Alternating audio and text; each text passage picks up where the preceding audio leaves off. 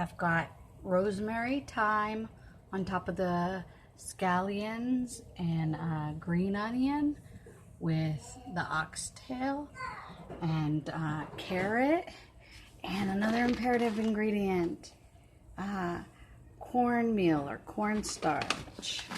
I'm gonna say just for the thickness, for the gravy, that nice thick gravy.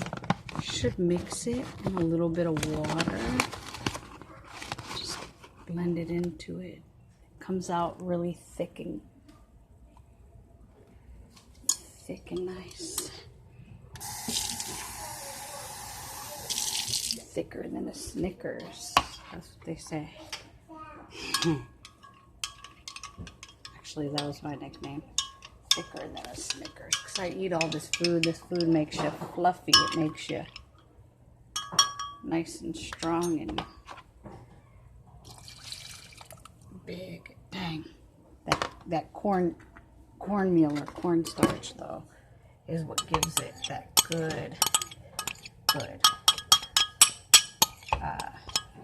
texture right there. All right. And then one of my favorite parts, ketchup. Even a meatloaf, ketchup. Okay? Okay. Add in the ketchup. See this? All right, you know what? I'm going to open the bottle because it's really like a cup of ketchup. So, that looks like a cup. Yeah, about a cup of ketchup. Half the bottle. Yeah. That gives it that, love the ingredients. Flavoring. Mix it all up. It's imperative to cook it with the pot cover on low. About 2-3 hours. It's going to be perfect.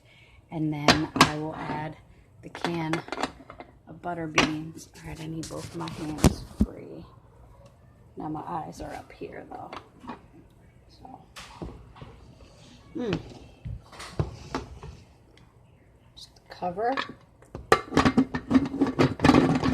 It's very important that you keep the pot cover closed tightly. Yep. And like I said, the longer it cooks, the better it tastes. Towards the last hour, you open up the can of the butter beans, add the butter beans in, let it cook another 30-40 minutes. So good. And then with the Jamaican rice and peas, which I'll teach y'all how to make also. Stay tuned, y'all.